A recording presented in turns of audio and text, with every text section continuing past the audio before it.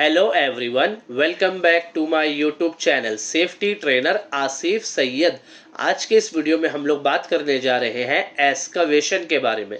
तो बिना किसी देरी के आइए वीडियो को शुरू करते हैं। हमारा सबसे पहला क्वेश्चन है, खुदाई क्या है? What is excavation? तो इसका आंसर है एक्सकवेशन मिट्टी, चट्टान या अन्य सामग्रियों को जमीन से हटाने की प्रक्रिया है।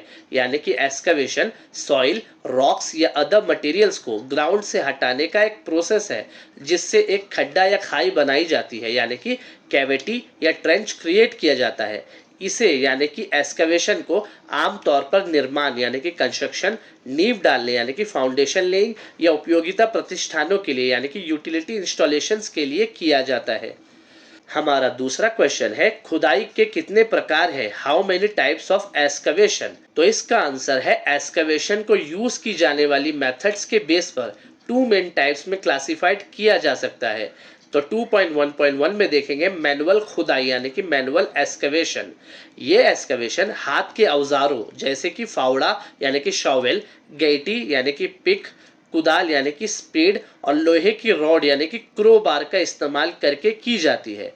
2.1.2 में देखेंगे ये मैनुअल एक्सकवेशन छोटे पैमाने की परियोजनाओं यानी कि स्मॉल स्केल प्रोजेक्ट्स जैसे कन्फाइंड स्पेसेस और उन एरिया में इस्तेमाल की जाती है जहां मशीनें नहीं पहुंच सकती।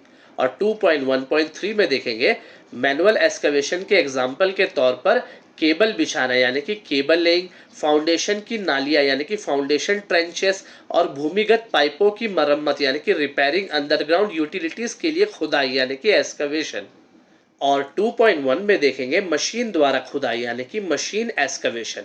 ये खुदाई यानी कि ये एक्सकवेशन भारी मशीनों यानी कि हैवी मशीनरी और जैसे खुदाई करने वाली मशीन यानी कि एक्सकवेटर, बुलडोजर, बैकहो लोडर और ट्रेंचर का इस्तेमाल करके की जाती है। तो 2.2.2 में देखेंगे ये बड़े पैमाने के परियोजनाओं यानी कि लार्ज स्केल प्रोजेक्ट्स के लिए बेस्ट है जहां मैनुअल हैंडलिंग समय लेने वाली और जोखिम भरी हो सकती है यानी कि टाइम कंज्यूमिंग और रिस्की भी हो सकता है। और 2.2.3 में देखेंगे ये मशीन एक्सकवेशन के एग्जाम्पल के तौर पर इमारतों की नींव के लिए ये खुदाई यानी कि बिल्डिंग फाउंडेशंस, सड़क निर्माण यानी कि रोड कंस्ट्रक्शन और बड़ी पाइपलाइन बिछाने यानी कि लार्जर पाइपलाइन इंस्टॉलेशन के लिए एक्सकवेशन।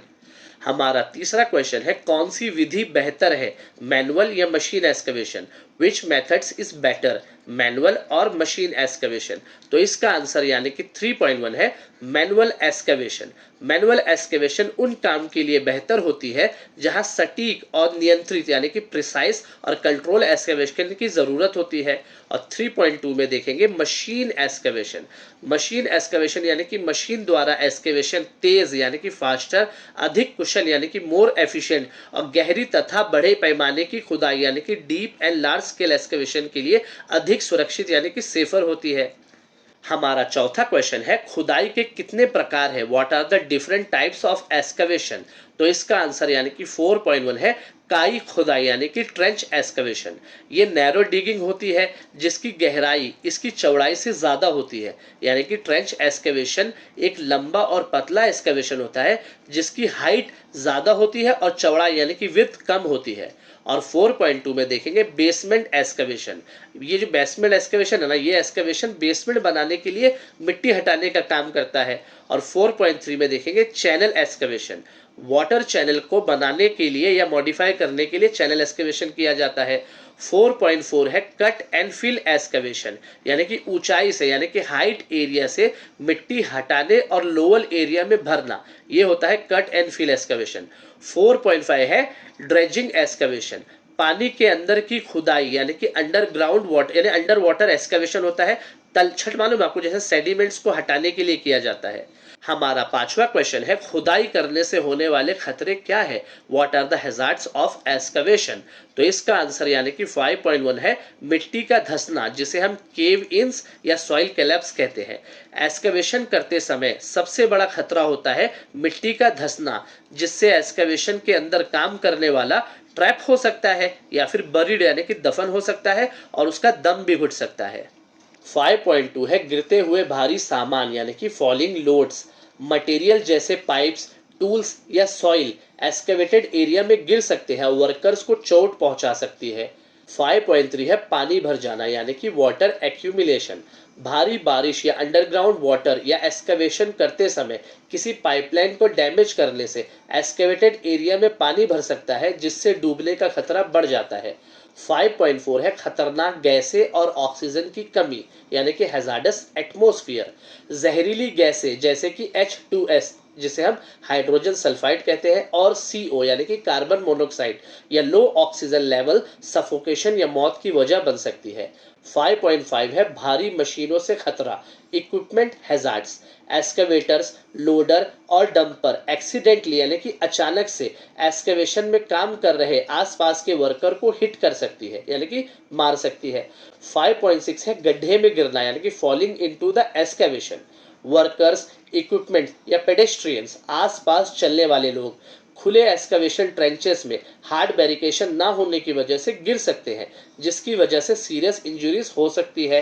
5.7 है भूमिगत पाइप और केबल का खतरा यानी कि अंडरग्राउंड यूटिलिटीज, जिसे हम अंडरग्राउंड बरीड सर्विस भी कहते हैं।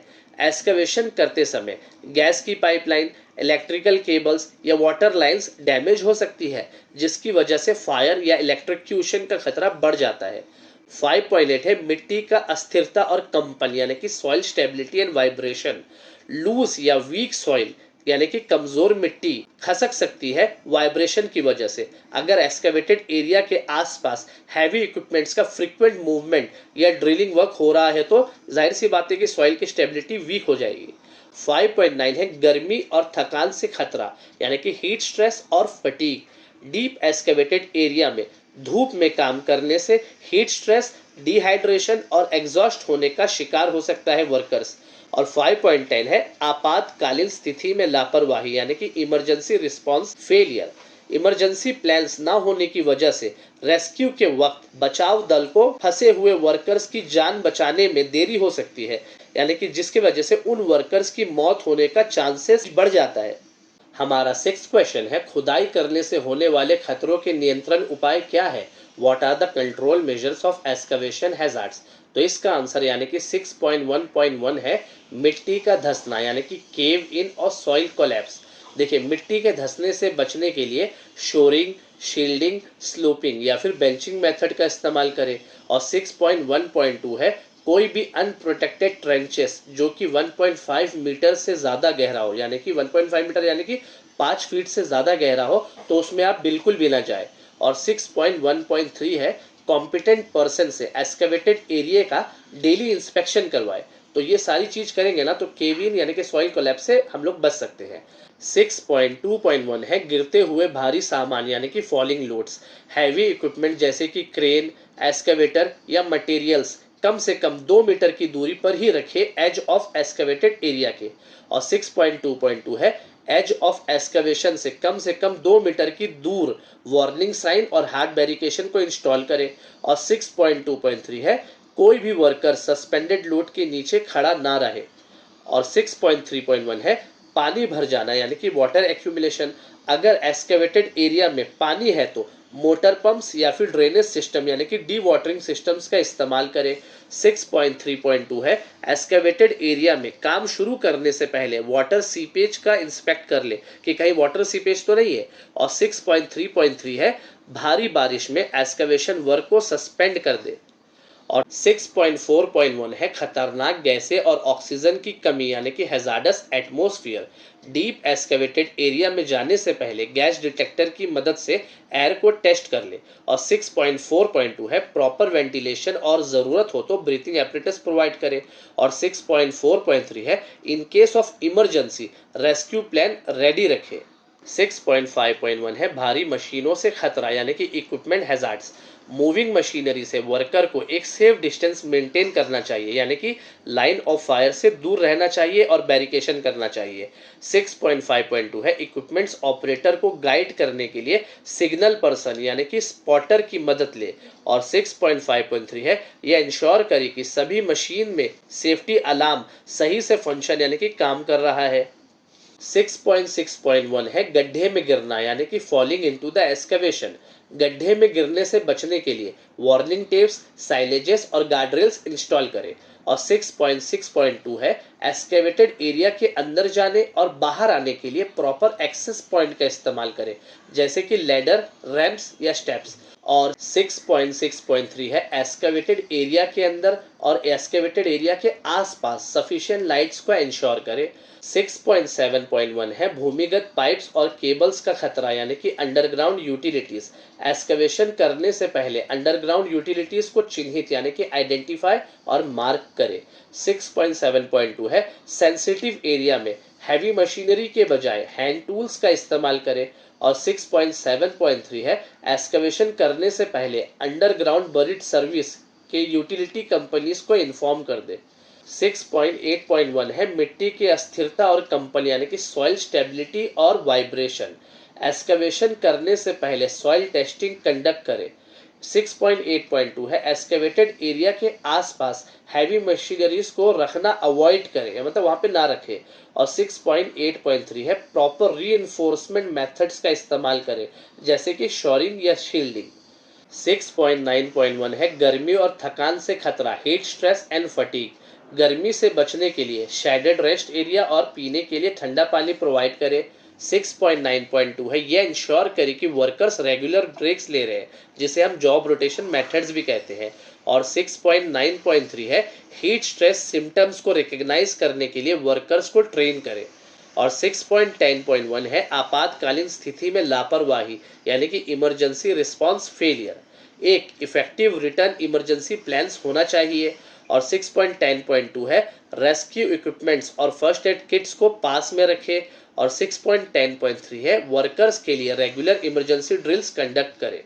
हमारा 7वां क्वेश्चन है खुदाई में सुरक्षात्मक प्रणाली के न्यूनतम गहराई क्या होनी चाहिए। What is the minimum depth of which a protective system is required in excavation. तो इसका आंसर है ओशा मानक के अनुसार यानी कि ओशा स्टैंडर्ड्स के अकॉर्डिंग 29 CFR 1926.652A1 के तहत जब खुदाई 5 फीट यानी कि 1.5 मीटर से गहरी हो तो शोरिंग, शील्डिंग या स्लोपिंग जैसे सुरक्षा प्रणाली अनिवार्य होती है, यानी कि प्रोटेक्टिव सिस्टम्स मैंडेटरी हो जाती है, जब तक कि मिट्टी ठोस चट्टान ना हो यानी कि जब तक कि सॉइल स्टेबल रॉक्स ना हो। हमारा 8वां क्वेश्चन है बेंचिंग क्या होता है। What is benching. ध्यान से सुनिएगा, बहुत इंपॉर्टेंट क्वेश्चन है ये।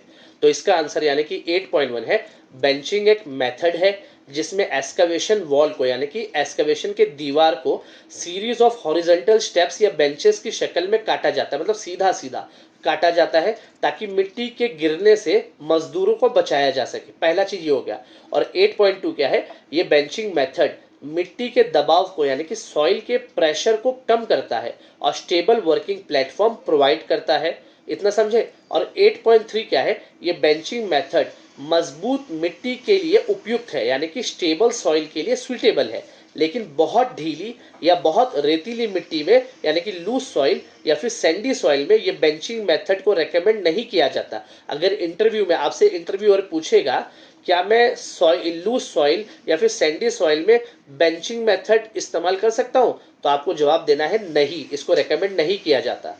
हमारा 9th क्वेश्चन है शोरिंग क्या है। What is shoring.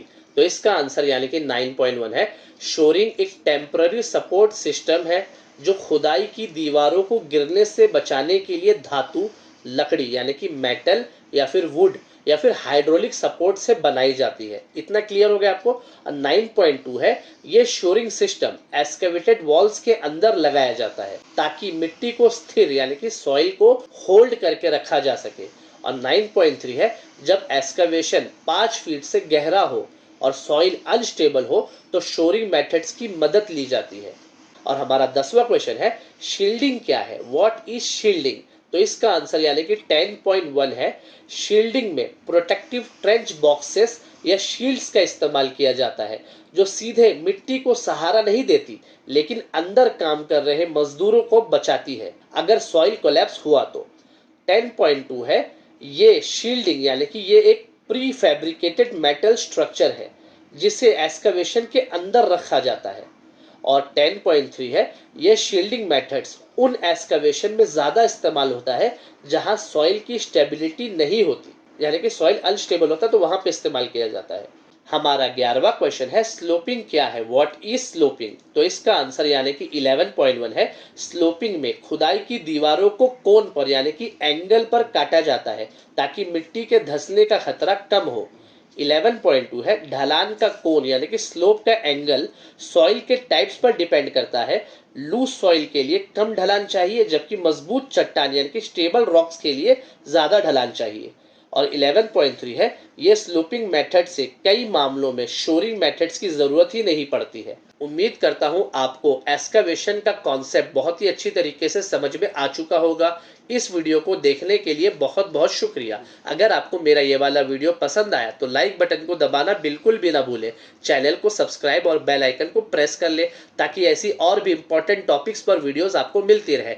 तो मिलते हैं किसी और वीडियो में किसी और न्यू टॉपिक के साथ। तब तक के लिए goodbye and take care.